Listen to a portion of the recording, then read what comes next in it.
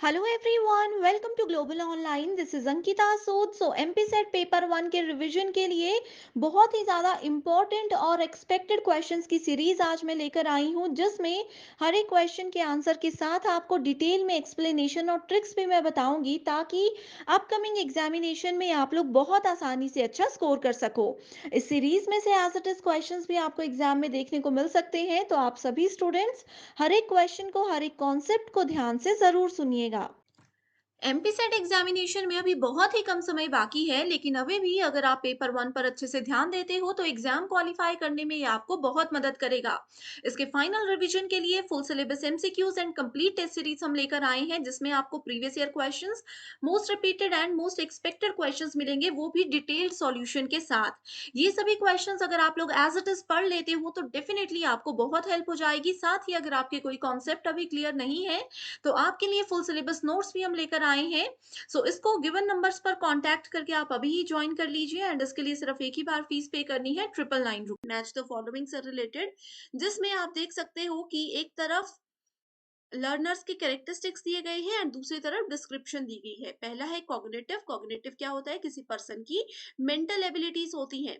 Emotional यानी कि वो कैसे अपनी भावनाएं सामने किसी के रख सकता है या सामने वाले पर्सन की भावनाओं को समझ सकता है। सोशल प्रॉपर्टीज यानी कि वो पर्सन कैसे सोशली यानी कि घर से बाहर निकल के लोगों के साथ कैसे बातचीत करते हैं, कैसे इंटरेक्ट करते हैं।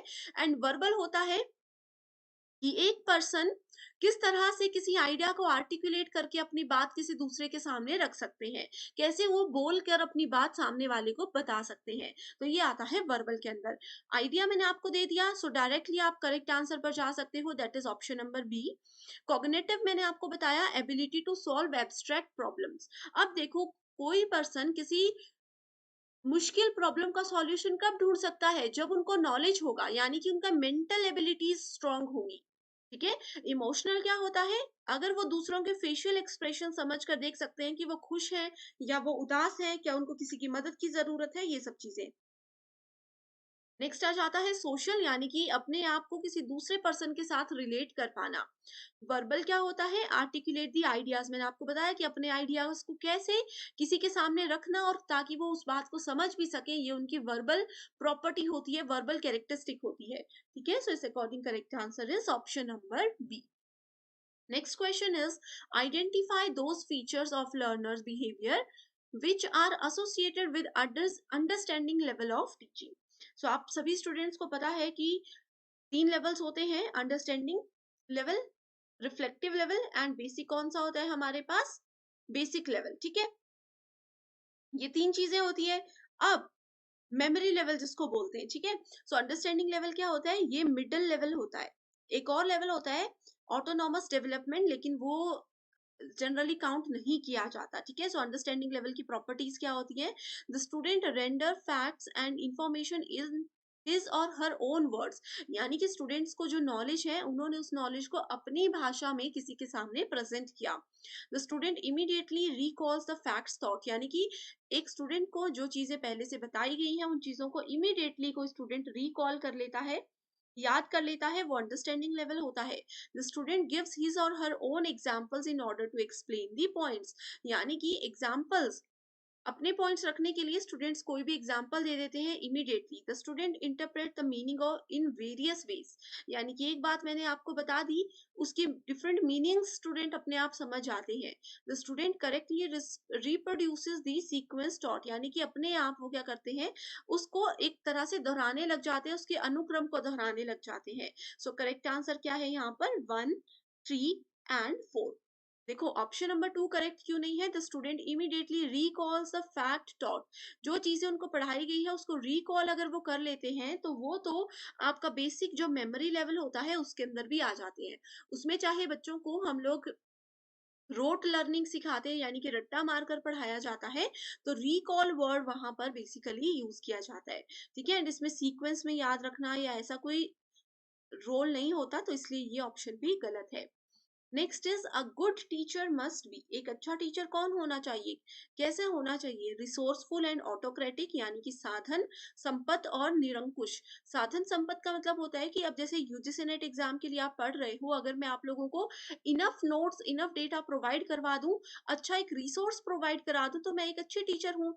ऑटोक्रेटिक का मतलब क्या होता है? यहाँ पर ऑटोक्रेटिक भी एक इंपॉर्टेंट बिहेवियर होता है टीचर का, जो कि एक टीचर को बहुत जगह यूज करते हैं लेकिन फॉलो करना नहीं चाहिए। इसका मतलब होता है एक टीचर रूलिंग को फॉलो कर रहा है। इसका मतलब क्या हुआ कि वो अच्छे से किसी बच्चे से बात नहीं कर रहा, वो बस अपने रूल्स बच्चों पर चला रहे हैं। तो एक टीचर को ऐसा नहीं होना चाहिए। दूसरा है रिसोर्सफुल एंड पार्टिसिपेटिव, यानी कि उनको बच्चों को हर एक चीज प्रोवाइड भी करवानी है एंड खुद भी उसमें सहभागी रहना है। Resourceful and authoritative, so resourceful मैंने बता दिया, अथॉरिटेटिव का मतलब क्या होता है?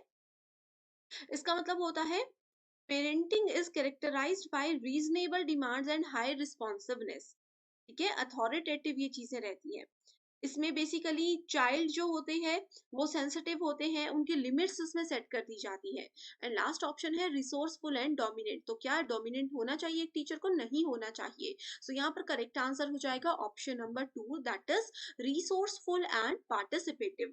यानी कि जो भी चीजें मैं आपको पढ़ा रही हूँ वो आपके काम की भी होनी चाहिए, आपके एग्जाम जो आप दे रहे हो उसमें आपको मदद भी करे, एंड साथ ही मैं आप लोगों को साथ में जितने एफर्ट्स आपको पढ़ने में लगने चाहिए उतने मैं पढ़ाने में भी लगाऊंगी, तो मैं एक अच्छी टीचर कहलाती हूँ। ओके, सो अगर आपको लगता है कि हमारे सेशंस इसी तरह के होते हैं, रिसोर्सफुल एंड पार्टिसिपेटिव, तो आप हमें जरूर कमेंट करके मोटिवेट कर सकते हो। Next question is which of the following factors affecting teaching. तो फैक्टर्स कौन कौन से होते हैं जो कि एक टीचिंग को इफेक्ट करते हैं? मैंने आपको बताया है, जैसे मैं आपको पढ़ा रही हूँ, आपको मेरी बात नहीं समझ आ रही, तो उसमें क्या चीजें हो सकती हैं? या तो मुझे नॉलेज नहीं है, या तो आपको इंटरेस्ट नहीं है, या फिर बीच में आपको मेरी आवाज ही नहीं आ रही है। ठीक है, कुछ भी रीजन हो सकते हैं, ये सिर्फ मैंने 3 एग्जांपल्स दिए हैं। फैक्टर्स की लिस्ट है teachers internal locus of control, उसके बाद आ जाता है फिर हमारे पास लर्नर मोटिवेशन, यानी कि बच्चा सच में पढ़ना चाहता है कि नहीं पढ़ना चाहता है। लोकस ऑफ कंट्रोल का मतलब होता है कि एक टीचर को अपनी लिमिट्स रखनी है कि उनको कितना पढ़ाना है।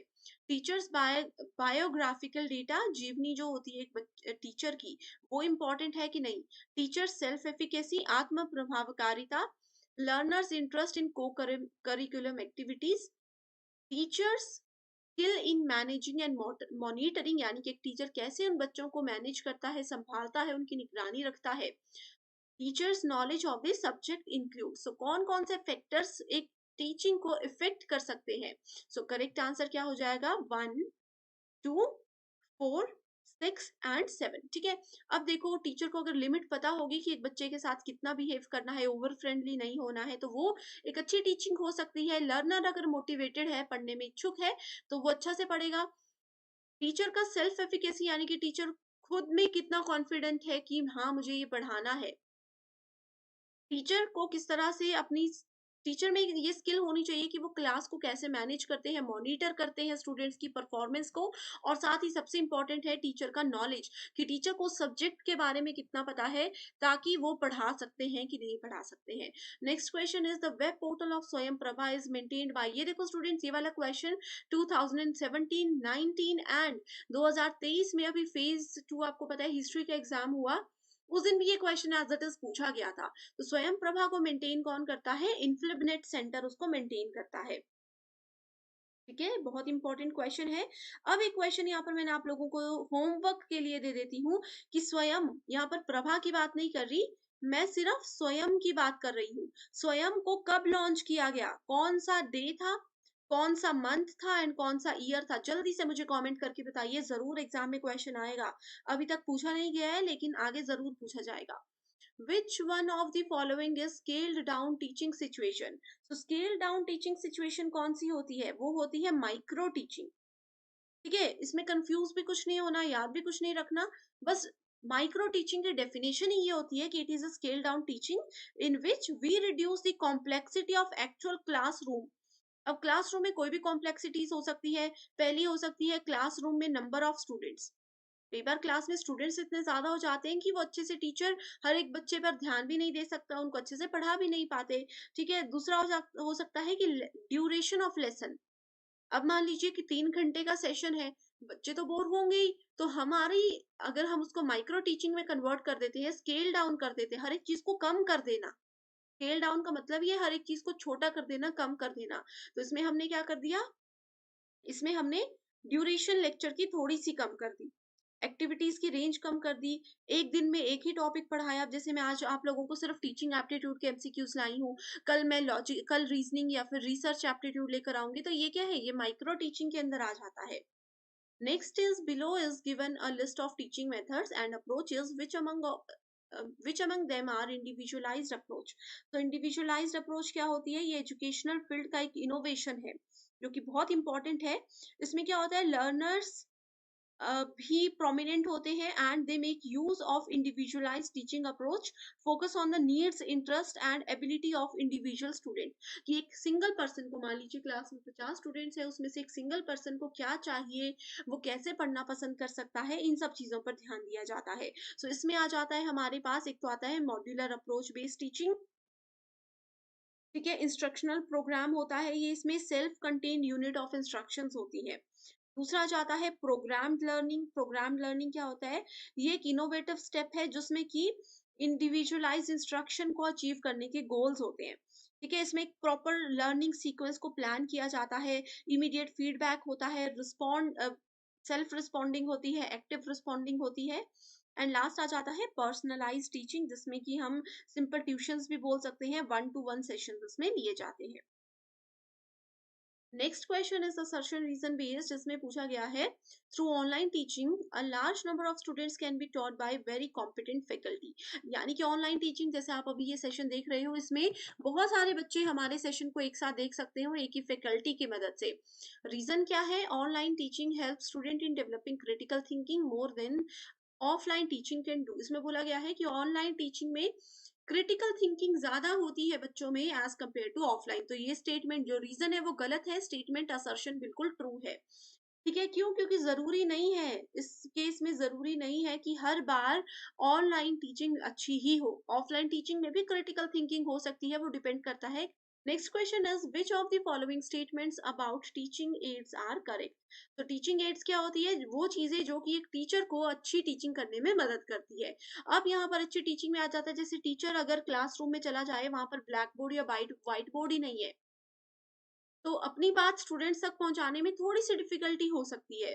इसके अलावा टीचिंग एड्स में, जैसे आज के टाइम पर पावर पॉइंट प्रेजेंटेशन है, अब जैसे मैं अगर आप लोगों को ऑनलाइन पढ़ा रही हूँ, मैं ये सब लिख रही हूँ, मैं क्वेश्चन सामने दिखा रही हूँ, तो ये टीचिंग एड्स के अंदर आता है। अगर मैं एक ब्लैक स्क्रीन आपके सामने रख दूं एंड ना मैं मार्कर यूज कर रही हूँ, ना क्वेश्चन आपके सामने, बस मैं बोले जा रही हूँ, तो वो एक अच्छी टीचिंग नहीं होगी। ठीक है, तो इसमें डायरेक्ट आंसर पर जाते हैं, that is 1 2 and 3। They help in retaining concept for longer duration.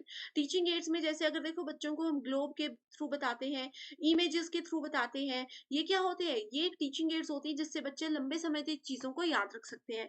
जैसे कि आपने मेरा रिसेंट एक सेशन देखा होगा आईसीटी यूनिट के ऊपर, उसमें बच्चों को कंफ्यूजन था, इनपुट आउटपुट डिवाइसेस क्या होती हैं, हमें नहीं पता मैम इनपुट आउटपुट क्या होती है। तो मैंने आपको टीचिंग एड्स यूज की, मैंने उसमें इमेजेस के साथ आपको बहुत अच्छे से बताया, सामने जो आपने देखी भी होंगी चीजें, उनको सामने रखकर बताया हर एक चीज को, तो आप लोग समझ गए, सबको वो सेशन पसंद आया। एंड अगर आपने वो सेशन अभी तक नहीं देखा है तो जरूर मुझे कमेंट कीजिए, मैं लिंक आपके साथ शेयर कर दूंगी। ठीक है, second is they help student learn better, अच्छे से समझ आती हैं चीजें।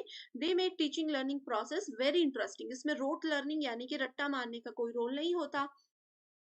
Which one of the following types of evaluation assesses the learning progress to provide continuous feedback to both teacher and student during instruction?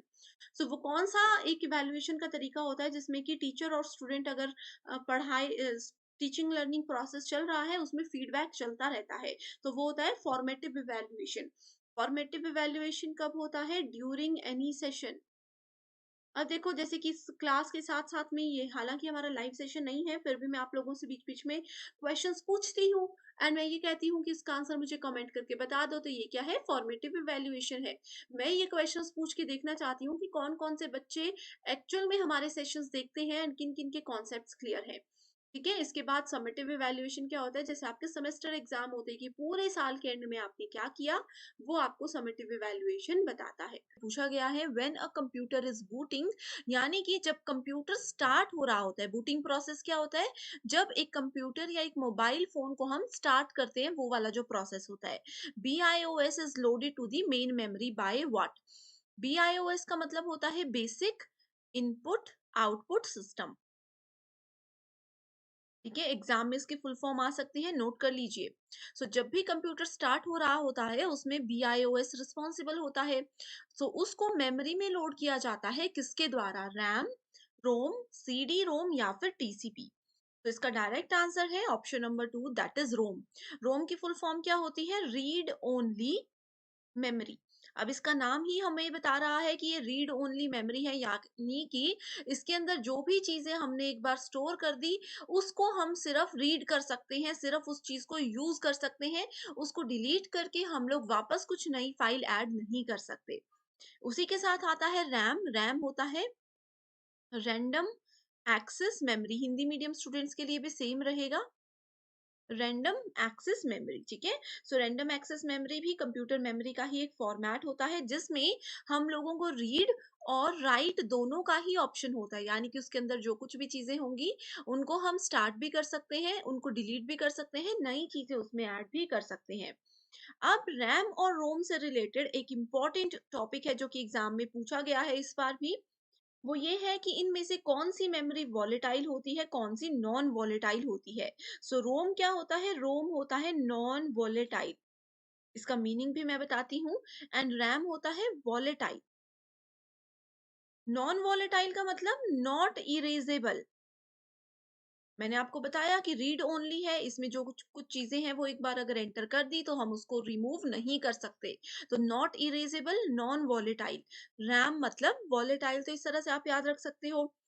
तीसरा पॉइंट है यहाँ पर CD रोम, इस पे भी सेपरेट क्वेश्चंस पूछे जा चुके हैं एग्जाम में। CD रोम का मतलब होता है compact disc read only memory. ठीक है, compact disc read only memory, आप लोगों ने CD DVDs यूज की होंगी, ये वही चीज होती है। TCP की फुल फॉर्म क्या होती है, ट्रांसमिशन कंट्रोल प्रोटोकॉल। ठीक है, ये स्टैंडर्ड होता है जब भी कोई कंप्यूटर को हम लोग इंटरनेट से कनेक्ट करते हैं। TCP का उसमें बहुत इंपॉर्टेंट रोल रहता है, ये आपको पता होना चाहिए। देखो स्टूडेंट्स, एक क्वेश्चन की मदद से आप लोगों के कितने सारे कॉन्सेप्ट्स क्लियर हो गए, जो कि बहुत इंपॉर्टेंट। नेक्स्ट क्वेश्चन है, symbols A to F are used in which one of the following. Number system का क्वेश्चन है, बहुत सारी शिफ्ट्स में पूछा जाता है। 4 टाइप के नंबर सिस्टम होते हैं, binary, decimal, hexadecimal, octal. Short trick पहले बताती हूँ, फिर हम आंसर पे जाएंगे। किसी भी नंबर पे, मान लीजिए यहाँ पर कोई भी नंबर लिखा है, उसके बेस पे 2 लिखा होगा तो वो बाइनरी होता है। किसी के बेस पर 10 लिखा होगा वो डेसिमल होगा। बेस 16 मतलब हेक्साडेसिमल, और बेस में 8 लिखा होगा, इसका मतलब है कि वो होता है octal number. Okay, binary number, अब बेस 2 है यानी कि 2 वैल्यूज ये यूज करता है, तो वैल्यूज क्या है, 0 और 1, सिर्फ 2 वैल्यूज। डेसिमल में 10 वैल्यूज होंगी, 0 से लेकर के 9 तक। हेक्साडेसिमल में 16 वैल्यूज होंगी, इसको मैं बाद में बताती हूँ। ऑक्टल में 8 वैल्यूज होंगी, यानी कि 0 से लेकर के 7 तक। अब देखो, हेक्साडेसिमल में 16 वैल्यूज हैं, तो 16 वैल्यूज को यहाँ पर इस तरह से बनाया जाता है, 0 से 9 तक वैल्यूज होती हैं, ये हो गई 10 वैल्यूज। उसके बाद बाकी की वैल्यूज ए से लेकर के एफ, उनको काउंट किया जाता है। इसमें 11 12 13 14 नहीं होते, 0 से 9 होगा, उसके बाद ए से एफ होगा। यही क्वेश्चन में पूछा गया है कि A to F किस में यूज होता है। करेक्ट आंसर है option number 3, that is hexadecimal number system. Right, I hope ये कॉन्सेप्ट्स आपके क्लियर हो चुके हैं। तो नंबर सिस्टम पर एक वो क्वेश्चन था, एक क्वेश्चन ये पूछे जाते हैं, ये है binary equivalent of decimal number 35 is what. इसमें देखो, डेसिमल नंबर 35 को एग्जाम में ऐसा भी सेम क्वेश्चन को इस तरह से लिखा जा सकता है, इस तरह से। देखो क्या बोल रहा है, ये डेसिमल नंबर 35 है, इसको बाइनरी में कन्वर्ट करना है। बहुत बेसिक क्वेश्चन है, देखो बेसिक सा मैथ करना है इसमें आपको। 35 को इस तरह से लिख दीजिए, 2 से, बाइनरी है तो हमेशा 2 को यूज करोगे। तो इसको हम कैसे कैलकुलेट करेंगे, 1, यहाँ पर 1 आ गया, 17 2 जा 34, इस तरह से यहाँ पर वैल्यू 35 है, 34 आना था, एक यहाँ पर आ गया। फिर 2 से करेंगे, 8 2 ज़ा 16, लेकिन वैल्यू 7 है तो 17 है तो वैल्यू बच गई 1। 2 4 ज़ा 8, वैल्यू कैलकुलेट हो गई तो 0। 2 2 ज़ा 4, वैल्यू 0। 2 1 ज़ा 2, वैल्यू 0। सो करेक्ट आंसर के लिए हम इसको नीचे से ऊपर की ओर पढ़ेंगे। सो ये क्या है? 1 0 0 0 1 1। देखो इस तरह से हमने किया 1 0 0 0 1 1। Okay, so correct answer is option number 1। I hope students ये आप समझ गए हो। सो इसी क्वेश्चन के बेस पर मैं आप लोगों को एक क्वेश्चन देती हूँ कि 28 का बाइनरी नंबर मुझे बताइए। सेम कैलकुलेशन होगा, 28 को 2 से डिवाइड करोगे, जो भी वैल्यू आएगी फटाफट मुझे कमेंट कीजिए। 100% श्योर हूँ कि ये क्वेश्चन एग्जाम में जरूर आएगा। Next is GIF, JPG, BMP, PNG are used used as extensions for file which store। तो ये कुछ फाइल्स के एक्सटेंशन है। एक्सटेंशंस का मतलब क्या होता है? ये फाइल्स के कुछ टाइप्स हैं। ओके, सो आपको पता होगा जेपीजी, जीआईएफ आपने देखे होंगे, पीएनजी बेसिक टर्म्स हैं। ये इमेज फाइल्स होती हैं। अब जैसे देखो, किसी के सरनेम से, किसी के लास्ट नेम से उनकी कास्ट, उनकी कैटेगरी के बारे में हम पता कर सकते हैं। सिमिलरली जो भी ये फाइल्स होती हैं, इनके एक्सटेंशन से हम पता कर सकते हैं ये कौन से टाइप की फाइल है। जैसे ये वाली वीडियो है, अगर आप लोग इस वीडियो को अपने मोबाइल में डाउनलोड करते हो तो आप लोगों को .mp4 दिखेगा। mp4 किसका फॉर्मेट है? वीडियो का। कोई गाना होता है वो mp3 होता है। इमेजेस क्या होती हैं? इमेजेस की ये सारी फॉर्मेट्स यहाँ पर दिए हैं। टेक्स्ट फाइल होती है डॉट, जैसे कि टेक्स्ट फाइल्स में आप ये रख सकते हो पीडीएफ। ठीक है, डॉट पीडीएफ होता है, डॉट डीओसी होता है, ये डॉक्यूमेंट फाइल होती है। डॉट टीएक्सटी होता है। डॉट के बाद कोई भी चीज आती है तो वो उस फाइल का क्या बताती है? हमें टाइप बताती है, जिसको कि कंप्यूटर के लैंग्वेज में एक्सटेंशंस बोला जाता है। सो अगर स्टूडेंट्स आपको ये एक्सटेंशंस पर डिटेल्ड वीडियो चाहिए तो मुझे कमेंट जरूर कीजिए, मैं आपके रिक्वेस्ट को फटाफट से पूरा कर दूंगी। नेक्स्ट इंपॉर्टेंट टाइप का क्वेश्चन है, 1 गीगाबाइट इज इक्वल टू। सो ये गीगाबाइट क्या होता है? अब देखो, आप सभी स्टूडेंट्स इंटरनेट तो यूज करते हो, है ना? इंटरनेट यूज करते हो। आपको डेली इंटरनेट पैक में कितना डेटा मिलता है? किसी को 1 GB डेली मिलता होगा, किसी को 1.5 GB मिलता होगा, किसी को 2 GB मिलता होगा, है ना? तो ये क्या रहते हैं? ये पैक्स रहते हैं। सो जीबी का मतलब होता है गीगाबाइट। तो 1 गीगाबाइट, ये जो 1 GB लिखा है, ये किसके बराबर होता है? ये होता है 1024 मेगाबाइट्स के बराबर। इसको याद कैसे रखना है? देखो, 100 MB, कई बार हम बोलते हैं ना छोटा सा पैक है, इसमें मुझे सिर्फ 100 MB डेटा मिला, तो वो एमबी क्या है? वो मेगाबाइट्स है ना? सो इसका एक सीक्वेंस होता है जिसमें देखो स्टूडेंट, सबसे छोटा होता है बिट, सबसे छोटा। ठीक है, उसके बाद दूसरे नंबर पर आ जाता है बाइट्स। ठीक है, उसके बाद आता है केबी, जिसको बोला जाता है किलो बाइट्स। ठीक है, केबी के बाद क्या आ जाता है हमारे पास? केबी के बाद आ जाता है एमबी। एमबी यहाँ पर लिखा है मेगाबाइट्स। एमबी के बाद आता है जीबी। जीबी का मतलब गीगाबाइट। गीगाबाइट के बाद आ जाता है यहाँ पर टीबी। टीबी का मतलब होता है टेराबाइट। टेराबाइट के बाद आ जाता है पीबी, दैट इज पेटाबाइट। अब देखो, आप बोलोगे कि ये सारी लिस्ट तो हमने याद रख ली। एग्जाम में पूछा जाता है कि सबसे बड़े से छोटे को इसको अरेंज करो, सबसे छोटे से बड़े में अरेंज करो, तो इसके लिए ये सीक्वेंस जरूरी है। अब यहाँ पर पूछा है 1 GB का होता है। 1 GB, देखो मैं इसको आपको इजी लैंग्वेज में बताती हूँ। 1 GB किससे मिलकर बना? 1024, छोटे छोटे 1024 MBs को मिलाया तो 1 GB बना। वैसे ही हमने 1024 KB को मिलाया था तो 1 MB बना था। 1024 GB को मिलाएंगे तो 1 TB बनेगा। तो ऐसे हम 1024 को ऐड करते जाएंगे तो अगले नंबर पर पहुंचते जाएंगे। तो आई होप इस वीडियो से आपके ये सारे कॉन्सेप्ट्स क्लियर हो गए हैं। मैच द फॉलोइंग से है, जिसमें लिस्ट 1 में दिया गया है ozone hole, greenhouse effect, natural hazards and sustainable development. List 2 में दिया गया है tsunami, UV radiation, methane and ecocentrism. Hindi medium students भी यहाँ पर इसको देख सकते हैं। ओके, सो इधर हमें बताना है कि ओजोन होल किस वजह से होता है, जो कि लिस्ट 2 में अवेलेबल है। ओके, सो ओजोन होल क्या है?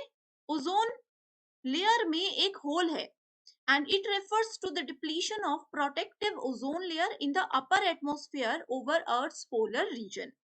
सिंपल सी लैंग्वेज में अगर बात करें, सो ओजोन लेयर अब्सॉर्ब करती है हार्मफुल यूवी रेज जो कि सन की वजह से आती है, therefore does not allow those rays to reach earth surface, वो अर्थ के सरफेस तक उनको पहुंचने नहीं देती।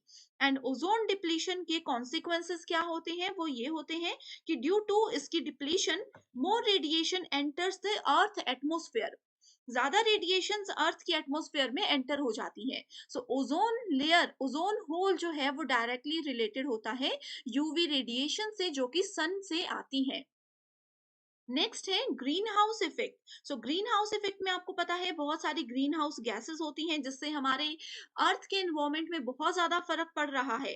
ग्रीन हाउस गैसेस में कुछ गैसेस हैं जैसे कि carbon dioxide, methane, nitrous oxide and water vapours. So यहाँ पर मीथेन एक ऑप्शन आप लोग देख सकते हो, सो करेक्ट आंसर ये हो जाएगा। Next we have natural hazards, Hindi medium students भी देख सकते हो, प्राकृतिक खतरे। नेचुरल हजार्ड्स क्या होते हैं, ये जो भी पर्यावरण में घटनाएं होती हैं जिसके लिए कोई सोसाइटी, कोई ह्यूमन खास करके रिस्पॉन्सिबल नहीं होते हैं, उसको नेचुरल हजार्ड बोला जाता है। सो इसमें करेक्ट आंसर आ जाएगा tsunami. Next we have sustainable development.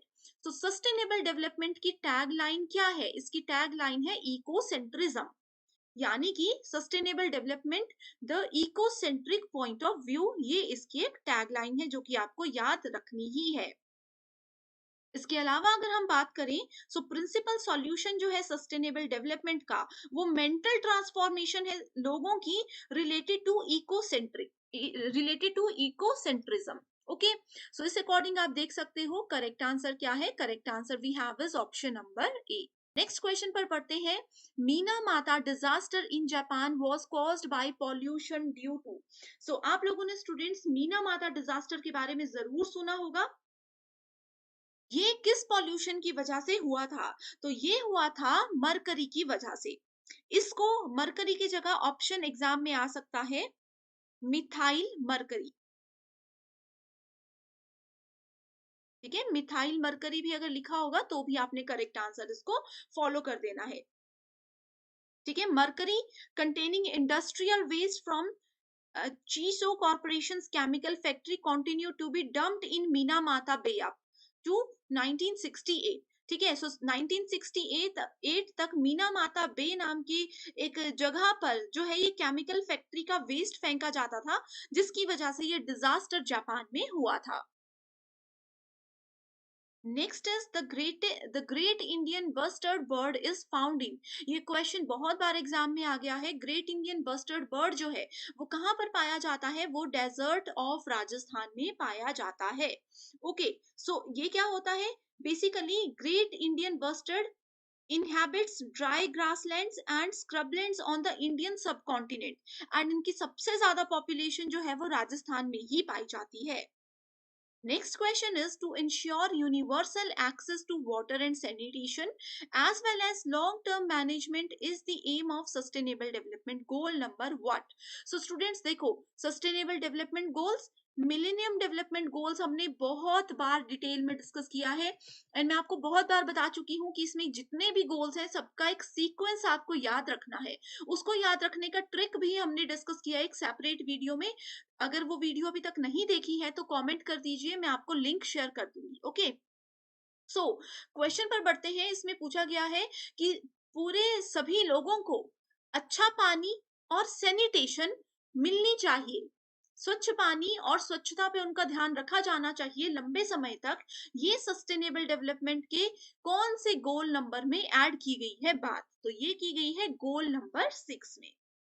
Okay, अब स्टूडेंट्स यहाँ पर मैं आप लोगों को एक होमवर्क क्वेश्चन दे रही हूँ जिसका आंसर आपने मुझे कमेंट करके हमेशा की तरह बताना है, इससे आपकी जरूर रिवीजन होगी। अभी पढ़ के कमेंट करोगे तो भी चलेगा क्योंकि एग्जाम में जब आएगा तो आप लोग इजीली उसको रिकॉल कर सकते हो।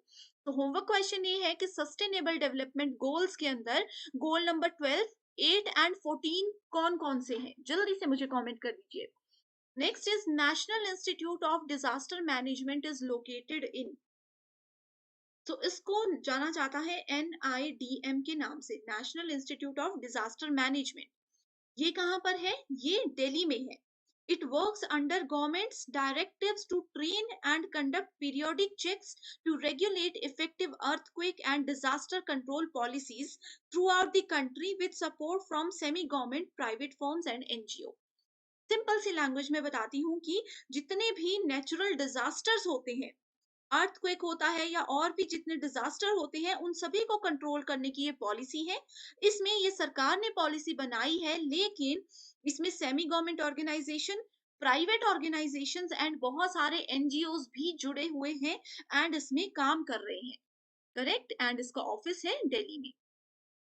Next question is, what is an area that acts as an boundary or a transition between two ecosystems? तो दो इकोसिस्टम्स के बीच में, दो परिस्थितिक तंत्रों के बीच में सीमा के रूप में कौन काम करता है? देखो, इसका करेक्ट आंसर है option number 1, that is ecotone. Ecotone क्या है? एक ये अब्रुट है और ग्रेजुअल बाउंड्री है जो कि दो एडजेसेंट इकोसिस्टम्स के बीच में बनती है। जैसे कि आप मान सकते हो कि दो जंगल है, दो जंगल के बीच में जो बाउंड्रीज है उसको आप इकोटोन बोल सकते हो। ओके। इकोटोन सिंपल सी लैंग्वेज में बताती हूँ कि एक एरिया होता है जो कि एक बाउंड्री के रूप में काम करता है किसी भी दो इकोसिस्टम के बीच में। इसको एक एग्जांपल लेकर के चल सकते हैं। जैसे नदी चल रही है, नदी के दो किनारों के बीच में जो गैप आ जाता है, जो बाउंड्री आ जाती है, वो इकोटोन कहलाती है। Next question is, the ministry of new and renewable energy MNRE government of India has launched a programme of developing a nodal solar city in 2009. Which one is not the correct objective under this scheme? तो student, इस question को detail में बताने से पहले मैं आपको बता दूं कि अगर आपको ये लेक्चर सीरीज पसंद आ रही है एंड अगर आप चाहते हो कि इस तरह की लेक्चर सीरीज को मैं कंटिन्यू रखूं, तो आप मुझे कमेंट जरूर कर दीजिएगा। एंड अगर आपकी कोई स्पेशल रिक्वेस्ट है किसी टॉपिक पर, आप कोई सेपरेट सेशन चाहते हो, तो भी जल्दी से मुझे कमेंट कर दीजिए। एंड अगर आप हमारे व्हाट्सएप ग्रुप में हो तो आप वहां पर भी शेयर कर सकते हो। मैं डेफिनेटली आपकी रिक्वेस्ट पर उस सेशन को जल्दी से जल्दी पूरा करूंगी। यहाँ पर देखो, एक स्कीम की बात की गई है जिसका नाम है ministry of new and renewable energy. ठीक है, गवर्नमेंट ऑफ इंडिया ने इसको लॉन्च किया था मॉडल सोलर सिटी इन 2009 के अंदर। ठीक है, इसके रिगार्ड में कौन सी स्टेटमेंट करेक्ट नहीं है? डायरेक्टली आंसर पर जाते हैं। Reduce dependence on public transport, ये स्टेटमेंट के अलावा बाकी सभी स्टेटमेंट्स करेक्ट हैं। ओके। MNRE की अगर बात करें तो ये एक 11th 5 ईयर प्लान है जिसमें कि 60 सोलर सिटीज उन्होंने बनाई हुई है। मिनिस्ट्री इसमें फंड करती है 1 सिटी को एक स्टेट के पर्टिकुलर प्रोजेक्ट के ऊपर। ओके। इस तरह से यहाँ पर काम होता है। जो इसमें रीन्यूएबल एनर्जी है एंड एनर्जी एफिशिएंसी है, उसके जो एफर्ट्स है उसको 10% हर एक सिटी के अंडर यूज करने का टारगेट यहाँ पर बनाया गया था। Okay. Next question is, industries related hazards which involves explosions and release of toxic substances will fall under which category? तो जो इतने भी इंडस्ट्रीज हैं उनसे जो भी खतरे होते हैं, जैसे कि विस्फोट होते हैं या उनसे जो गंदा पानी निकलता है, गंदा धुआं निकलता है, वो सारी चीजें हमारे वातावरण को खराब करती हैं। ओके। वो किस कैटेगरी के अंदर आती हैं, ये पूछा गया है। ये आती है मैन मेड क्राइसिस, यानी कि मानव निर्मित संकट के अंदर। अब देखो, कहीं पर भी अगर केमिकल फैल रही है, बीमारी हो रही है, जैसे कि कोरोना वायरस की बात करें, वो भी मैन मेड क्राइसिस के अंदर ही आता है। ठीक है। हजार्डियस मटेरियल स्पिल्स, जैसे कि कोई मेडिसिन बन रही है, कोई स्प्रे बन रही है, कोई कीटनाशक बन रहा है, लेकिन उसने ह्यूमन को बहुत नुकसान पहुंचाया, तो वो सब मैन मेड क्राइसिस के अंदर आते हैं। न्यूक्लियर ब्लास्ट आपने सुना होगा, train accident, plane crashes, ground water में जो गंदगी फैल रही है लोगों की वजह से, वो सब इसके अंदर आते हैं। Next is, in comparison to pure water, boiling water is impure water. ठीक है, प्योर वाटर के कंपैरिजन में उबलता हुआ पानी इम्प्योर वाटर माना जाता है। क्यों? उसके इंक्रीज की वजह से। Boiling water of impure, boiling point, sorry, this is boiling point of impure water. ठीक है, बॉइलिंग पॉइंट जो होता है इम्प्योर वाटर का, वो इंक्रीज होता जाता है अगर हम उसको शुद्ध जल के हिसाब से कंपेयर करें। Next question is troposphere and thermosphere belongs to what? So ये देखो, ये हमने जो पीपल डेवलपमेंट एनवायरनमेंट का 1 आवर वाला सेशन लिया था ना स्टूडेंट्स, उसमें डिटेल में डिस्कस किया है। उसका लिंक आपको मिल जाएगा, एक प्लेलिस्ट का लिंक डिस्क्रिप्शन बॉक्स में है, वहां पर देखिए, मेरे नाम से, अंकिता सूद के नाम से एक प्लेलिस्ट है, वहां पर आपको मिल जाएगा। ठीक है, सो ये सब आते हैं एटमोस्फेयर के अंदर। एटमोस्फेयर लेयर के अंदर troposphere, stratosphere, mesosphere, thermosphere and exosphere, ये सब चीजें आती हैं। So next question is noise pollution is created if sound is in access to. So noise pollution कब माना जाता है? जब उसकी रेंज किससे ज्यादा बढ़ जाती है? 80 से 99 डीबी से ज्यादा उसकी रेंज अगर बढ़ जाती है। इंडस्ट्रियल एरिया में इसकी रेंज 70 से 75 होती है। ठीक है, उसके बाद 55 से 65 तक होती है कॉमर्शियल एरिया, 45 से 55 होती है रेजिडेंशियल एरिया, साइलेंट जोन में 40 से 50 होती है जो कि लोएस्ट है, एंड इंडोर लिमिट्स होती है 30 डीबी से कम। ये लिस्ट किसने बनाई? ये लिस्ट डब्ल्यूएचओ के द्वारा दी गई है। Next question is ozone holes are more pronounced at the. So ozone holes क्या होते हैं? ये पोल्स होते हैं, इनको पोल्स बोला जाता है। ठीक है, it refers to a region in the stratosphere. Ozone hole किसमें है? स्ट्रेटोस्फियर के अंदर आते हैं, where the concentration of ozone becomes extremely low in a certain months. Next question is what is smog? तो स्मॉग क्या होता है? स्मॉग होता है फॉग प्लस स्मोक, दो चीजों से मिलकर, कोहरा और धुआं, इन दोनों को मिलाकर के स्मॉग बनता है। Next is maximum ozone depletion has been observed in which of the following. तो सबसे ज्यादा ओजोन डिप्लीशन कहां पर हुई है? वो हुई है साउथ पोल में। अब ये किसने बताया? ये भी जानना बहुत ज्यादा जरूरी है। तो ये 1980 में एक रिसर्च हुई थी जिसमें कि एटमॉस्फेरिक साइंटिस्ट ने अंटार्कटिका की रिपोर्ट में ओजोन डिप्लीशन देखी थी, एंड उसी के बाद उन्होंने ये फाइनलाइज किया था कि साउथ पोल में सबसे ज्यादा ओजोन डिप्लीशन होती है और आगे भी होने के चांसेस हैं। Next is what is the range of intensity scale used in measuring earthquakes? तो earthquake यानी कि भूकंप को मेजर करने के लिए रेंज क्या हो सकती है? वो हो सकती है 1 से लेकर के 12 तक। Next question is daytime noise stands prescribed for residential area in India is। सो दिन के समय जो आवासीय क्षेत्र होते हैं इंडिया में, उसमें नॉइज की रेंज कितनी तक अलाउड है? वो है 55 डीबी। ये अभी प्रीवियस क्वेश्चन में हमने डिस्कस किया, तो इसीलिए मैं कहती हूँ स्टूडेंट, जो भी क्वेश्चंस मैं आपको बताती हूँ उसकी एक्सप्लेनेशन को नोट कीजिएगा, क्योंकि आगे आने वाले क्वेश्चंस उस पर बेस्ड होते हैं। तो आपको वापस उस एक्सप्लेनेशन पे जाने की जरूरत नहीं है अगर आपने एक बार उसको अच्छे से समझा होगा। Next is which of the following is not a green house gas? Green house gases की लिस्ट फर्स्ट क्वेश्चन में ही मैंने आप सभी स्टूडेंट्स को बताई। ठीक है, कौन कौन सी गैसेस इसके अंदर आती है? जल्दी से कमेंट कर दीजिए, इसमें से कौन सी नहीं है?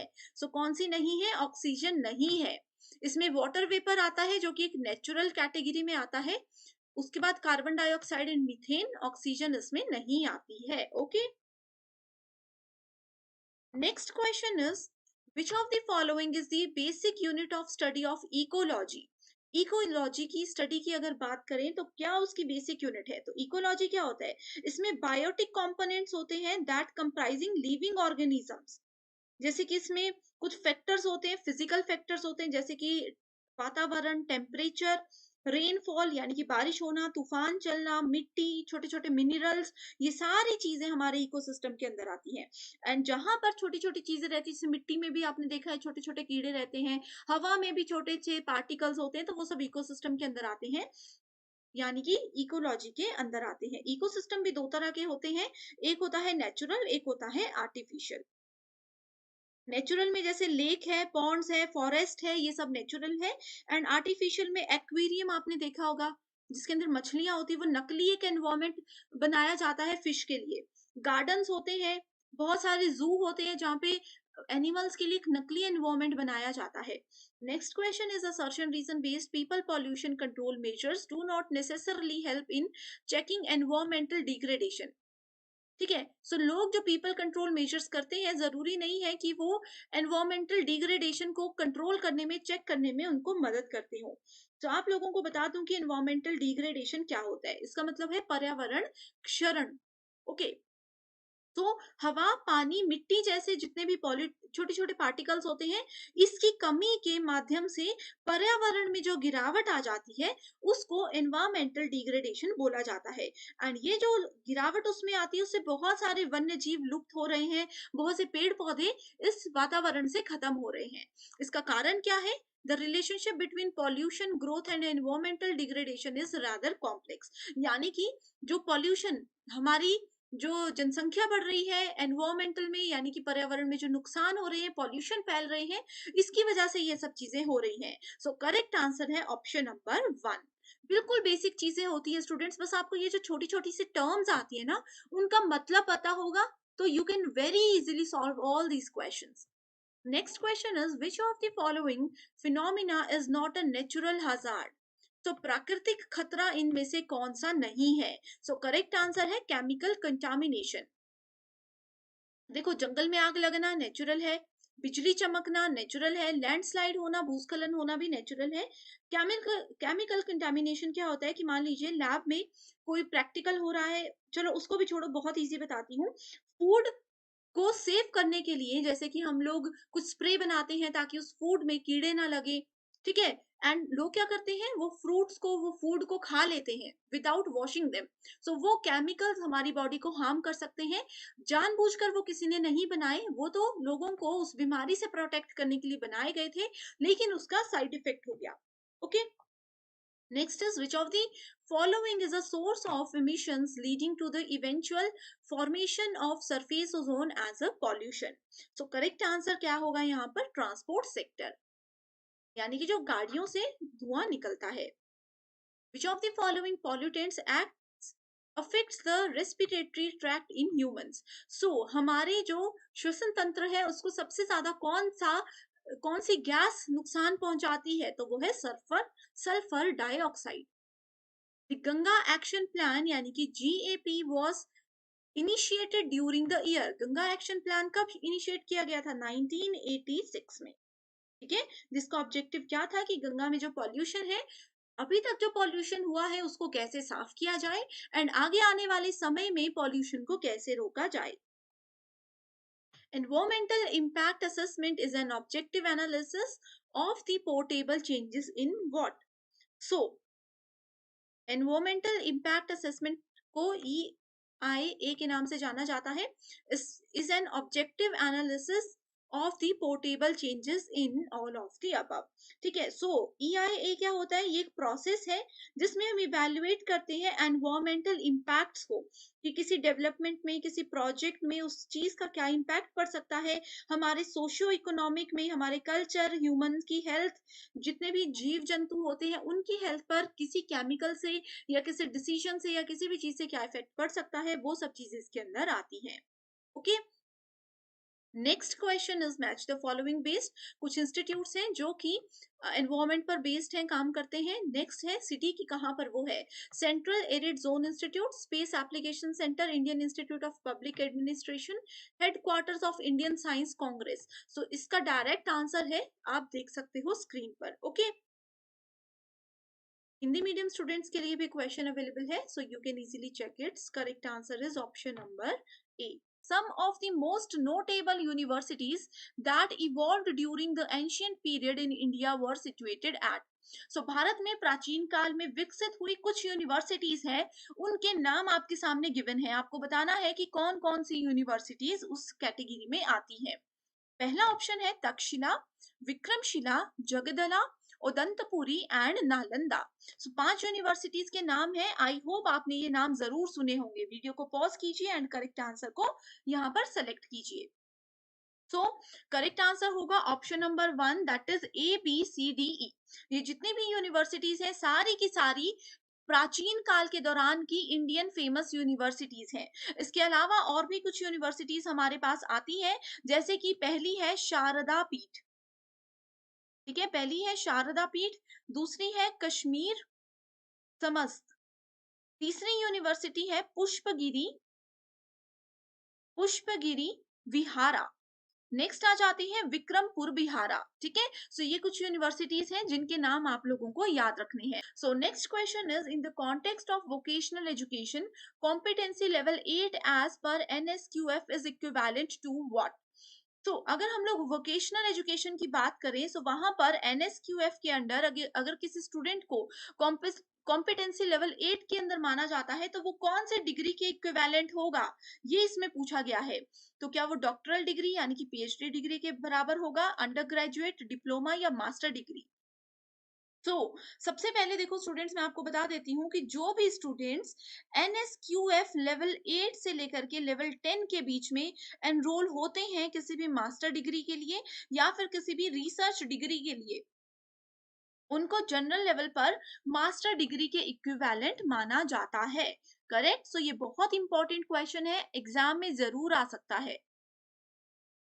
Next question is statement based question है। In India increasing access to higher education has been constrained by low completion rates at secondary education stage.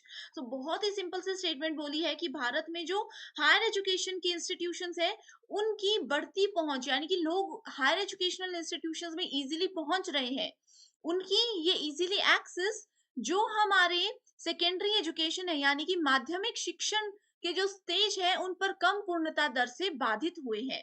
And इसकी स्टेटमेंट 2 बोलती है कि 2030 तक all multidisciplinary higher education institutions will be close down. So इसकी वजह से ये idea लगाया जा रहा है कि 2030 तक जितने भी मल्टी डिसिप्लिनरी इंस्टीट्यूशंस हैं, यानी कि वो बड़े बड़े यूनिवर्सिटीज इंस्टीट्यूट्स जहां पर सभी तरह के कोर्सेज करवाए जाते हैं, वो जल्दी ही बंद हो जाएंगे। ये इस क्वेश्चन में पूछा गया है। तो आपको क्या लगता है करेक्ट आंसर क्या होगा, जल्दी से कमेंट करके बताइए। तो इसका करेक्ट आंसर है option number 3, that is statement 1 बिल्कुल ट्रू है, बट स्टेटमेंट ट्रू बिल्कुल 2 बिल्कुल फॉल्स है। 2030 तक ऐसा कुछ भी नहीं होने वाला, या फिर कभी भी हायर एजुकेशनल इंस्टीट्यूशंस बंद नहीं हो सकते, क्योंकि इनकी डिमांड ज्यादा है, एक ही जगह पर स्टूडेंट्स को बहुत से कोर्सेज का बेनिफिट मिलता है इनमें। करेक्ट। सो यूनिवर्सिटी, इसमें मैं आप लोगों को बता देती हूँ कि फर्स्ट स्टेटमेंट में क्या बोला गया है। University grant commission is primary governing body, जो भी इस लेवल पर बेसिकली काम करती है, ठीक है। And it is also constrained by low completion rates at the secondary education stage, ये जो बोला गया है, ये स्टेटमेंट बिल्कुल ट्रू है यूजीसी के स्टेटमेंट के अकॉर्डिंग। करेक्ट। एंड वहीं अगर हम लोग स्टेटमेंट 2 की बात करें, सो इसमें न्यू नेशनल एजुकेशन पॉलिसी यानी कि एनईपी 2020 के बारे में आपने जरूर सुना होगा। इसमें उन्होंने क्या किया है, इसमें उन्होंने मल्टीपल मेजरली फोकस किया है मल्टी डिसिप्लिनरी कोर्सेज के ऊपर। अगर आप लोगों ने एनईपी के बारे में अभी तक नहीं पढ़ा है, तो आप मुझे कमेंट कर दीजिए कि इस पे सेपरेट वीडियो मैं आपके लिए लेकर आऊं। Next question is, which university in India was first to throw all university examinations open to girls? So कौन सी वो इंडियन ऐसी यूनिवर्सिटी है जो कि यूनिवर्सिटी एग्जामिनेशन गर्ल्स के लिए बिल्कुल ओपनली करवाने वाली है? Punjab university, Calcutta university, Savitri by Phule university या फिर बॉम्बे यूनिवर्सिटी? बहुत इजी क्वेश्चन है, बहुत इजी क्वेश्चन है। सो इसका करेक्ट आंसर क्या होगा? Correct answer is option number 4, that is Bombay university. Okay. तो first university to admit female student, आप लोगों के लिए एक होमवर्क क्वेश्चन है, ठीक है, कि पहली इंडियन कौन सी यूनिवर्सिटी है जिन्होंने पहली फीमेल को एडमिशन दिलवाई थी? ऑप्शंस में से ही कोई करेक्ट आंसर है, जल्दी से मुझे कमेंट करके उसको बता दीजिएगा, ठीक है। Next question is, broad parameters adopted by national institution ranking framework. ये देखो स्टूडेंट्स, एनआईआरएफ जो है बहुत ही ज्यादा इंपॉर्टेंट फ्रेमवर्क है। इसका जो भी हर साल का डेटा आता है ना, वहां से क्वेश्चंस आते हैं कि NIRF national institutional ranking framework में कौन सी यूनिवर्सिटी ने टॉप किया है इंडिया में, पूरे वर्ल्ड में, इस तरह से हर एक चीज पूछी जाती है, ठीक है। तो ब्रॉड पैरामीटर्स जो कि एनआरआईएफ के द्वारा अडॉप्ट किए जाते हैं वो कौन से हैं? Teaching learning resources, graduation outcomes, outreach and inclusivity, peer perception या फिर low carbon footprint. Okay. So correct answer यहाँ पर क्या होगा? Option number 1, that is A B C D only. Low carbon footprint यहाँ पर नहीं होगा, बाकी सारे के सारे ऑप्शंस बिल्कुल करेक्ट है। अब देखो, ब्रॉड पैरामीटर्स को फोकस रखने के लिए एक ट्रिक होती है जो कि है टी TRGOP, TRGOP। टी का मतलब होता है टीचिंग लर्निंग रिसोर्सेज, आर का मतलब होता है रिसर्च प्रोफेशनल्स। यहाँ पर ऑप्शन में नहीं है लेकिन नोट कर लीजिए, आर से होता है research professional practice and collaborative performance, जो भी रिसर्च के लिए लोग आगे बढ़ते हैं। जी से आ जाता है ग्रेजुएशन आउटकम्स, ओ से आ जाता है outreach and inclusivity, and P से क्या आता है परसेप्शन, पी फॉर परसेप्शन। ठीक है, सो इस तरह से आप लोगों ने इसको याद रखना है। Next question is, in India, much of the central government expenditure on general higher education is routed through what? So it is routed through, correct answer is UGC। तो हमने आपको फर्स्ट क्वेश्चन में भी बताया कि हायर एजुकेशन में जितने भी उसको क्रेडिट देना, उसको फंडिंग देना या उसको संभालने का जो भी काम होता है वो यूनिवर्सिटी ग्रांट कमीशन के अंडर ही आता है। Okay, so central government expenditure on general higher education is routed through University Grant Commission, and ये किस एक्ट के अंदर आता है? ये under section 2F UGC act के अंदर आता है। Next question is, according to current estimate, the gross enrollment ratio in higher education in India is around 27%, which is expected to be increased to how many percent by the end of 2035। अब देखो students, ये जो percentage और कुछ year का estimate लगाया जाता है, ये सब चीजें क्या होती है, आपने नेशनल एजुकेशन पॉलिसी 2020 के बारे में अगर सुना होगा, तो उन्होंने एजुकेशन को, स्पेशली हायर एजुकेशन को बेहतरीन बनाने के लिए बहुत से इनिशिएटिव्स लिए हैं। एंड उन्हीं इनिशिएटिव्स में उन्होंने कुछ एजेंडा सेट किए हैं, कुछ टारगेट सेट किए हैं कि 2023 तक हम अपनी एजुकेशन को यहाँ पर पहुंचाएंगे, 2030 तक हमारा एजुकेशन सिस्टम वहां तक पहुंच जाएगा। इस तरह से चीजों को डिवाइड किया जाता है। ओके, सो इसमें कितना बताया गया है, इसमें 50% का एक एवरेज ये मान करके चले हुए हैं, इसको आपने डायरेक्टली याद रखना है। According to National Education Policy, Government of India envision increasing enrollment by 50%। इन्होंने ये बोला है कि 50% इंक्रीज 2035 तक जरूर हो जाएगा। Okay, next question is, the first state in India to pass the GST legislation in assembly was? Important question है, तो करेक्ट आंसर है इसका option number 2, that is Assam. तो असम है ये, इसमें इन्होंने क्या किया, जो जीएसटी है, जीएसटी का मतलब क्या होता है, गुड्स एंड सर्विस टैक्स। ठीक है, ये क्या है, इनडायरेक्ट टैक्स है, इंप्लीमेंटेड इन इंडिया। कब इंप्लीमेंट किया गया था जीएसटी, ये आप लोगों के लिए, चलो स्टूडेंट्स, मैंने एक और होमवर्क क्वेश्चन दे दिया जो कि एग्जाम के लिए इंपॉर्टेंट है। क्वेश्चन ये है कि इंडिया में जीएसटी कौन से ईयर, कौन सी डेट को लागू किया गया था।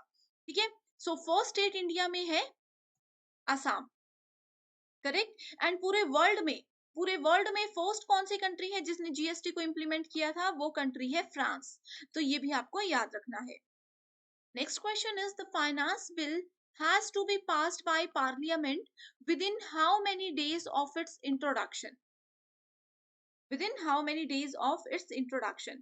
ठीक है, सो यहाँ पर करेक्ट आंसर है 75 डेज। तो फाइनेंस बिल की अगर बात करें, तो इसमें पार्लियामेंट को सिर्फ 75 डेज का टाइम दिया जाता है। Finance bill can be introduced only in Lok Sabha. तो फाइनेंस बिल को सिर्फ और सिर्फ लोकसभा में ही इंट्रोड्यूस या फिर प्रेजेंट किया जाता है। However the Rajya Sabha can recommend amendments to the bill. इस बिल की जितनी भी अमेंडमेंट्स है, उसकी रिकमेंडेशन जो है वो राज्यसभा दे सकती है, लेकिन प्रेजेंटेशन इसकी लोकसभा में ही होती है। Next question is, which of the following states do not have bicameral legislature? Bicameral legislation की यहाँ पे बात की गई है, सो करेक्ट आंसर होगा यहाँ पर मध्य प्रदेश। ठीक है, उसी के साथ अगर हम लोग स्टूडेंट्स, यहाँ पर एक क्वेश्चन ये भी पूछा जा सकता है, यूनिकैमरल स्टेट लेजिस्लेचर क्या हो सकता है। ठीक है, इसमें क्या हो सकता है, only it has only one house to make a law. Unicameral में सिर्फ एक ही हाउस होता है जो कि लॉ बनाने में मदद करता है। ओके, तो इसी के साथ नेम्स ऑफ 6 स्टेट्स जिसके पास बाइकैमरल लेजिस्लेशन है। एक तो हमने मध्य प्रदेश बता दिया, उसके अलावा और क्या क्या है, आंध्र प्रदेश है, बिहार है, Karnataka, Maharashtra, Telangana and Uttar Pradesh. Next question is, how many members represent the state of Uttar Pradesh in Lok Sabha. Lok Sabha में उत्तर प्रदेश के कितने मेंबर्स जो हैं वो स्टेट को रिप्रेजेंट करते हैं? Correct answer is option number 3, that is 80। इसमें आपको ज्यादा कुछ नहीं, बस इतना सा ही याद रखना है। ओके, तो next question is the country which has the highest number of higher educational institution, most important। कौन सी कंट्री में उच्च शिक्षा संस्थानों की नंबर सबसे ज्यादा है? करेक्ट आंसर है इंडिया। इंडिया में ही ये सबसे ज्यादा है। India has most number of universities in the world. चाहे हायर एजुकेशन की बात करें और ओवरऑल बात करें तो इतने ही है। अकॉर्डिंग टू डेटा, अगर हम लोग जुलाई 2021 की बात करते हैं, उसके बाद ये एनालिसिस अभी चल रहा है, फाइनल नहीं हुआ है। जुलाई 2021 की अगर बात करते हैं तो इंडिया में 5288 टोटल यूनिवर्सिटीज थी। Okay, next question is Uttar Pradesh university of medical sciences is situated at what? Itawa। Correct। Next question is which of the following entries of the Indian constitutions deal with coordination and determination of standards in institutions for higher education or research or scientific and technical institution? बिल्कुल basic question है। Correct answer आ जाएगा यहाँ पर option number 4, that is entry 66। ठीक है, entry 66 आपको directly याद रखना है। How many members of Rajya Sabha can be nominated by the president of India? ये एक प्रीवियस ईयर क्वेश्चन है जो कि एग्जाम में बार बार पूछा जा सकता है। ठीक है, इसमें क्या पूछा है, कितने मेंबर्स होते हैं राज्यसभा के जो कि प्रेसिडेंट ऑफ इंडिया के द्वारा नॉमिनेट किए जा सकते हैं? तो वो होता है करेक्ट आंसर 12। ये किस आर्टिकल के अंदर आता है? आर्टिकल नंबर 80 कॉन्स्टिट्यूशन में, आर्टिकल नंबर 80 के अंदर ये बताया गया है। ठीक है, next question is NSQF organises qualification according to series of levels of what? यहाँ पर करेक्ट आंसर है option number 1, knowledge, skills and aptitude sorry. Okay, ये तीन चीजें इसके अंदर आती है। एंड इसमें अगर टोटल लेवल्स की बात करें तो टोटल 10 लेवल्स होते हैं। ठीक है, हर एक लेवल की अपनी रिस्पॉन्सिबिलिटीज होती हैं, लेकिन मेजर फोकस उनका नॉलेज, स्किल्स और एप्टीट्यूड पर ही होता है। Next question is which country has a flexible constitution? कौन सी कंट्री का कॉन्स्टिट्यूशन सबसे ज्यादा लचीला है, फ्लेक्सिबल है, जो कि सबको इजीली समझ में आ जाता है एंड सब उसको एक्सेप्ट भी इजीली करते हैं, कोई डाउट नहीं होता? करेक्ट आंसर है UK, United kingdom. Okay, flexible constitution है इसमें, जो कि कोडिफाइड और अनरिटन है, यानी कि इसको कहीं पर भी लिखा नहीं गया है। वो समय आने पर जरूरत के हिसाब से चीजें यहाँ पर बदली जा सकती हैं। अगला क्वेश्चन है which of the following universities in ancient India attend celebrity as the seat of both Brahminical and Buddhist learning during the time of सिद्ध नागार्जुना? बहुत ही ज्यादा इंपॉर्टेंट क्वेश्चन है, डायरेक्ट आंसर है इसका श्रीधन्य कटक। ठीक है, इसमें कुछ भी नहीं समझना, डायरेक्ट एज इट इज इसकी डेफिनेशन यहाँ पर दी गई है, ये यूनिवर्सिटी का नाम है। अब देखो स्टूडेंट्स, जैसे कि पहले हमने डिस्कस किया था, अगर आपने पुराने सेशंस देखे होंगे तो नालंदा, तक्षशिला, विक्रमशिला, इस तरह की यूनिवर्सिटीज पर यूजीसी नेट पेपर 1 में ज्यादा क्वेश्चंस आते थे। लेकिन अब जैसे यहाँ पर आप देख सकते हो धर्म गांजा, श्रीधन्य कटक, ठीक है, इस तरह की जो यूनिवर्सिटीज हैं जिनके नाम शायद आपने सिलेबस में भी नहीं देखे होंगे, बट इंपॉर्टेंट यूनिवर्सिटीज हैं, किसी सब टॉपिक के अंदर आती हैं। अब एनटीए उस तरह के क्वेश्चंस पूछता है, तो ये थोड़ा सा हायर एजुकेशन के डिफिकल्ट लेवल के क्वेश्चंस हैं जो कि जरूर एग्जाम में आएंगे ही आएंगे। The term hermeneutics is drawn from? Hermeneutics जो टर्म है वो कौन से सब्जेक्ट से रिलेटेड है? Sociology, theology, anthropology, economics. आप में से कोई भी स्टूडेंट्स अगर इन 4 सब्जेक्ट डोमेन में से बिलोंग करते हो एंड पेपर 1 की तैयारी अभी कर रहे हो, आपको जरूर पता होगा, आपने जरूर सुना होगा कि ये है थियोलॉजी। बहुत से स्टूडेंट्स होंगे जिनको ये पता होगा। करेक्ट, इस तरह से कुछ कुछ टर्म्स आती हैं, लेकिन इस तरह के टॉपिक्स पर स्टूडेंट्स एक्सपेक्टेड हम इसको मान सकते हैं, लेकिन ज्यादा समय मत लगाइए क्योंकि बहुत बड़ा टॉपिक है एंड एक क्वेश्चन किसी एक सीरीज में एनटीए पूछ सकता है। Following are the characteristics of non conventional learning? गैर पारंपरिक अधिगम की निम्नलिखित में से क्या विशेषताएं हैं? टीचर ओरिएंटेड होता है वो, यानी कि जो शिक्षक बोले, जो शिक्षक का मन है, जैसा वो चाहे वो पढ़ा सकते हैं। It is for improvement of quality, education की क्वालिटी की बात की गई है। Cost effective, it is link to employment and it is on campus, यानी कि सिर्फ ये परिसर में ही, कॉलेज कैंपस में ही हो सकता है। सो करेक्ट आंसर क्या है? Option number two, that is B, C and D only. Okay, so I hope students ये कॉन्सेप्ट्स आपके क्लियर हो चुके हैं। Next question is the curriculum construction in Indian education is mostly influenced by। तो जो भी करिकुलम बनाया जाता है, जो भी पाठ्यक्रम बनाया जाता है, वो किससे हम इन्फ्लुएंस होकर के बनाते हैं? Correct answer is constitutional provisions. जो भी हमारे संविधान में, आपको पता है एजुकेशन से रिलेटेड बहुत सारे एक्ट्स हैं, बहुत सारे रूल्स हैं। उन रूल्स को ध्यान में रखते हुए ही ये सारी चीजें बनाई जाती हैं। कोई भी एजुकेशन मिनिस्टर या कोई भी बड़ी पॉलिसी कमीशन इसको अपने एंड पर नहीं बनाता। वो हमेशा संविधान को ध्यान में रखते हुए ही चीजें या हमारे पाठ्यक्रम को डिजाइन करते हैं। Next is the ultimate purpose of comparative education is, तुलनात्मक शिक्षा का क्या मेजर रोल होता है? Correct answer is adapting feasible educational programmes by scientifically studying these in other regions. ठीक है, अपने प्रोग्राम्स को विजिबिलिटी एजुकेशन, फिजिबल एजुकेशन होनी चाहिए। यानी कि आप कहीं पर भी कुछ भी पढ़ रहे हो, आप किसी भी यूनिवर्सिटी, किसी भी स्टेट से, किसी भी रीजन से अगर पढ़ रहे हो, तो आपको प्रॉब्लम नहीं होनी चाहिए। ओवरऑल इंडिया में एक ही लेवल की एजुकेशन अब दी जाएगी। ये भी एनईपी 2020 के अंडर काउंट किया गया है। The main problem for determining educational policy in India is that, so educational policies जो है इंडिया में, उसकी मेन प्रॉब्लम क्या है? प्रॉब्लम है people with higher technical education do not find enough opportunities in India. बहुत से लोग ऐसे हैं जिन लोगों को नॉलेज बहुत है, स्किल्स बहुत है, लेकिन उनको जॉब अपॉर्चुनिटीज प्रॉपर नहीं मिलती सीखने के लिए। अगर किसी को, मान लीजिए पर्सन को बचपन से टेक्निकल नॉलेज बहुत है या किसी और चीज का नॉलेज बहुत है, उसको वैसा प्लेटफॉर्म नहीं मिल पाता कि वो अपनी उन्हीं स्किल्स को शोकेस कर सके एंड कुछ बड़ा बना सके। Correct. In India we are facing a problem of quantitative growth of higher education. So इसका बेस्ट सॉल्यूशन क्या है? इसका बेस्ट सॉल्यूशन है provide alternative opportunity for lifelong learning. सिर्फ अपना बेसिक करिकुलम नहीं होना चाहिए, इसके अलावा कि बच्चे को अगर नॉलेज है, स्किल्स है, वो आगे जा करके लाइफ लॉन्ग लर्निंग करें कि जीवन भर उनको वो मदद हो। ऐसी एजुकेशन की यहाँ पर जरूरत है। Next question is which of the following bodies grant funds for higher education. Higher education को फंड्स कौन कौन देता है? देखो अभी हमने डिस्कस किया था, 2 बार क्वेश्चंस ये आ गए थे। करेक्ट आंसर है यूजीसी, तो इसमें आना ही था। उसके बाद स्टेट गवर्नमेंट भी फंड देती है एंड सेंट्रल गवर्नमेंट के अंदर जो भी चीजें आती हैं वो भी यूनिवर्सिटीज को फंड्स देती हैं, ताकि एजुकेशन अच्छे से हो सके, बच्चों को पूरी सुविधा, पूरी फैसिलिटीज मिल सके। आप सभी को पता होना चाहिए कि कम्युनिकेशन जो कि पेपर 1 में यूनिट नंबर 4 है, इसका सिलेबस क्या है? तो यहाँ पे आप देख सकते हो हिंदी एंड इंग्लिश दोनों ही लैंग्वेजेस में मैंने सिलेबस ऐड कर रखा है।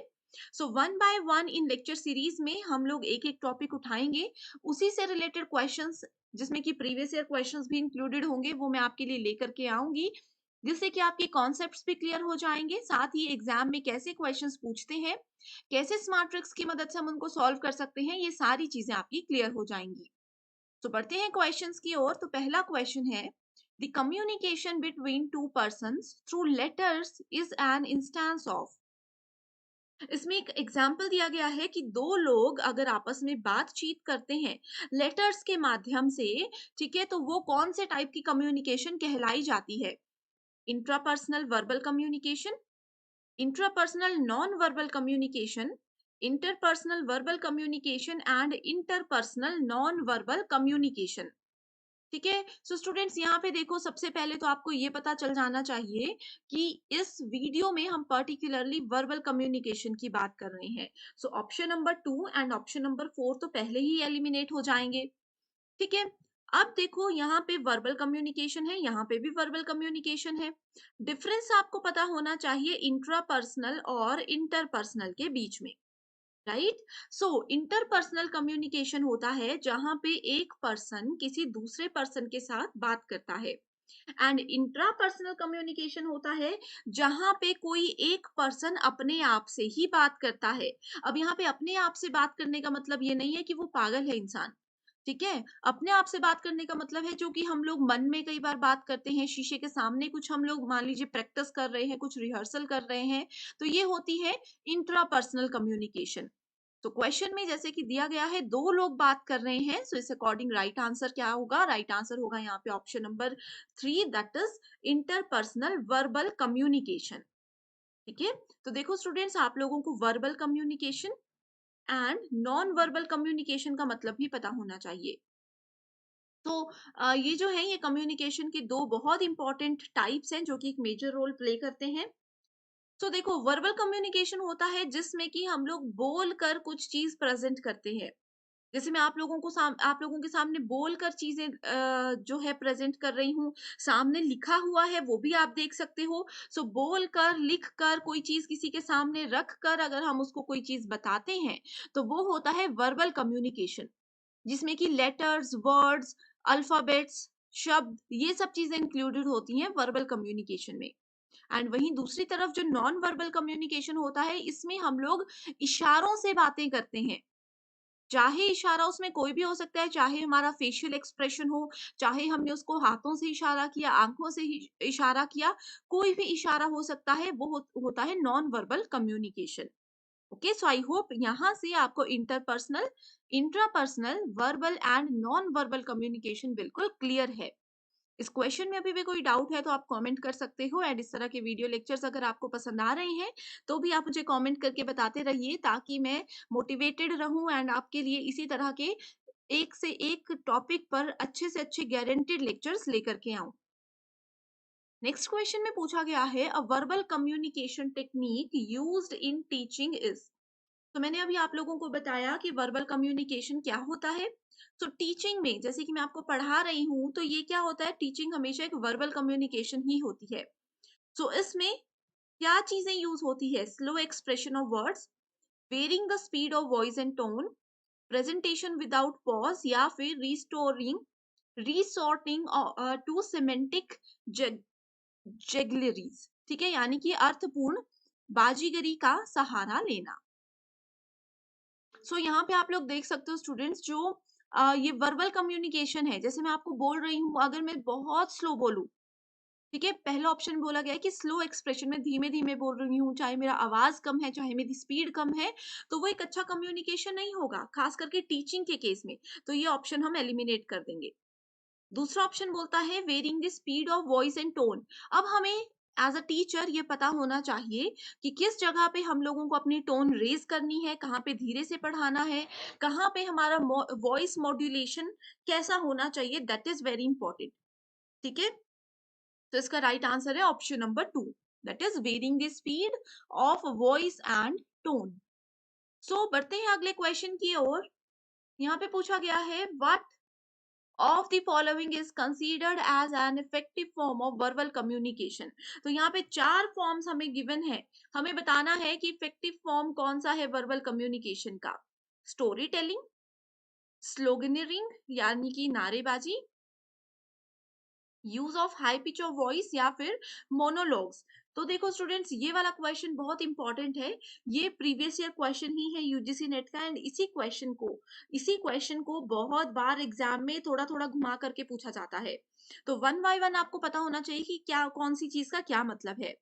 ठीक है, तो सबसे पहले अगर हम लोग स्टोरी टेलिंग की बात करते हैं, तो स्टोरी टेलिंग क्या है? इसमें हम लोग शेयर करते हैं अपने एक्सपीरियंसेस को। ठीक है, इसमें क्या होते हैं, कुछ एथिक्स होते हैं, कुछ वैल्यूज होती है, कुछ डिफरेंसेस हम लोगों को इसमें इसके जरिए बताते हैं। एंड जो स्लोगन है, स्लोगन क्या होते हैं? दी एम्प्लॉयमेंट और invention of slogans in a specific context. ठीक है, तो ये तो एक वर्बल कम्युनिकेशन का मेथड नहीं हो सकता। नेक्स्ट है use of high pitch of voice, यानी कि pitch means speaking in a high, low और नेचुरल वॉइस। कई बार होता है ना कि कोई टीचर बहुत ज्यादा जोर से बोलते हैं, वो भी स्टूडेंट्स उनकी भाषा नहीं समझ पाते। कोई टीचर्स बहुत स्लो बोलते हैं, वॉल्यूम बहुत कम होता है, तो भी स्टूडेंट्स को दिक्कत रहती है, तो इसलिए नॉर्मल पिच होनी चाहिए। नेक्स्ट है monologues. Monologues involves one character speaking to another. ठीक है, क्या होता है कि एक पर्सन किसी दूसरे से बात कर रहा है, ये मोनोलॉग का एक सिंपल सा एग्जांपल आप लोग लेकर के चलिए। ठीक है, तो वर्बल कम्युनिकेशन का सबसे अच्छा तरीका जो है वो होता है स्टोरी टेलिंग। इसमें हम बहुत अच्छे से कहानी बताते हैं, बहुत अच्छे से अपने मन की बात या फिर जो भी हमारे एक्सपीरियंसेस रहे हैं, उनको किसी के सामने प्रेजेंट करते हैं। अगला क्वेश्चन है, which of the following are sources of verbal data. So verbal data के सोर्सेज कौन कौन से हैं? Traffic signals, semi structured interviews, narrative interviews, focus groups या फिर body language. So question number 4 बहुत ही ज्यादा इजी है। ठीक है, सो वर्बल मतलब बोल करके। तो देखो ट्रैफिक सिग्नल में तो हम नहीं बोलते हैं, कोई भी नहीं बोलता है। सो ए जहां जहां पे है वो ऑप्शन हम पहले ही एलिमिनेट कर देंगे। ठीक है, उसके बाद बॉडी लैंग्वेज, मैंने आपको बताया बॉडी लैंग्वेज और जो फेशियल एक्सप्रेशंस होते हैं, ये सब आते हैं नॉन वर्बल की कैटेगरी में। ये भी आता है नॉन वर्बल की कैटेगरी में। सो ऑप्शन नंबर ई जहां पे है हम उसको भी एलिमिनेट कर देंगे। सो राइट आंसर आ गया option number 2, that is B, C and D. तो semi structured interviews, narrative interviews और फोकस ग्रुप्स जो होते हैं, ये वर्बल कम्युनिकेशन के टाइप्स होते हैं। ठीक है, नेक्स्ट क्वेश्चन है, which of the following are identified as verbal communication skills. ये क्वेश्चन भी वेरी इंपॉर्टेंट कैटेगरी में आप काउंट कर लीजिए। ये जो इस तरह के क्वेश्चंस है, जैसे क्वेश्चन नंबर 4 था, क्वेश्चन नंबर 5 है, ये क्वेश्चंस एग्जाम में जरूर पूछे जाते हैं, थोड़ा सा घुमा करके बार बार वही चीजें आती हैं। ठीक है, सो वर्बल कम्युनिकेशन के स्किल्स कौन कौन से होते हैं? यूज ऑफ एग्रेसिव लैंग्वेज, यानी कि चिल्ला करके गुस्से में किसी से बात करना। असर्टिवनेस, यानी कि मुखरता। नेक्स्ट है opening feedback channels, taking credit for one self या फिर use of affirmative words. So question number 5 की अगर हम लोग बात करें, ठीक है, सो यहाँ पे देखो स्टूडेंट्स, सबसे पहले आता है असर्टिवनेस, उसके बाद आता है opening feedback channel and then उसके बाद आता है यूज ऑफ अफर्मेटिव वर्ड्स, यानी कि option number 4 here is the right answer. गुस्से में किसी से बात करें तो वो एक अच्छा कम्युनिकेशन स्किल नहीं होता है। मान लीजिए मुझे, जैसे कि किसी ने मुझे कोई अच्छी चीज सिखाई है, मैं बोलती हूँ कि नहीं ये तो मैंने खुद से सीखी, मेहनत मैंने की, मुझे किसी ने गाइड नहीं किया, मुझे किसी ने कुछ नहीं बताया, यानी कि सारी चीजों का क्रेडिट खुद ले जाना, ये भी एक अच्छा स्किल नहीं होता कम्युनिकेशन में। इस वजह से ये दोनों ऑप्शंस हमने एलिमिनेट कर दिए। सो राइट आंसर आ गया B, C and E. Illustrations used in teaching are. ये क्वेश्चन क्या है? ये क्वेश्चन होमवर्क क्वेश्चन है, जो कि हमेशा मैंने आपको बताया है, मैं हर वीडियो के एंड में आपको उसी पर बेस्ड एक होमवर्क क्वेश्चन देती हूँ, जिसका आंसर आप मुझे कमेंट करके बताते हो एंड वहीं पे मैं आपको बताऊंगी कि आपका आंसर करेक्ट है या फिर इनकरेक्ट है। So two categories of illustrations used in teaching are. So कौन सी चीजें एक टीचिंग में सबसे ज्यादा यूज की जाती है? Verbal and abstract, concrete and abstract, verbal and concrete या फिर non verbal and concrete. Hindi में पढ़ सकते हो, हिंदी में इजीली आई होप आप लोग चीजों को समझ जाओगे। ठीक है, क्या इसका आंसर है? मुझे कमेंट जरूर कीजिएगा। पेपर 1 के साथ साथ पेपर 2 प्रिपरेशन के लिए भी कंप्लीट स्टडी मटेरियल हम लेकर आए हैं, जिसमें आपको full syllabus notes and MCQs मिलेंगे। एमसीक्यूज में आपको previous year questions, most repeated and most expected questions की सीरीज हम देते हैं, जो कि एग्जाम के साथ साथ इंटरव्यू को क्वालिफाई करने में भी आपको मदद करेगा। सो सब्जेक्ट्स की लिस्ट यहाँ पर है, अपना सब्जेक्ट चेक कीजिए एंड गिवन व्हाट्सएप नंबर्स पर कॉन्टैक्ट करके इसको ज्वाइन कर लीजिए। जब तक आपका एग्जाम और इंटरव्यू क्वालिफाई नहीं हो जाता, तब तक आप इस स्टडी मटेरियल का बेनिफिट उठा सकते हो। इसके लिए सिर्फ एक ही बार फीस देनी है, 1280 रुपए। सो बहुत अच्छा चांस है आप सबके लिए, आज ही इस कोर्स को आप ज्वाइन जरूर कर लीजिएगा। तो आई होप आज की ये वीडियो आपको पसंद आई है। जो भी कॉन्सेप्ट्स मैंने आपके साथ डिस्कस किए हैं, इसमें अब आपको कोई भी डाउट नहीं रहा होगा। So thank you so much for watching this video and I wish you all the very best.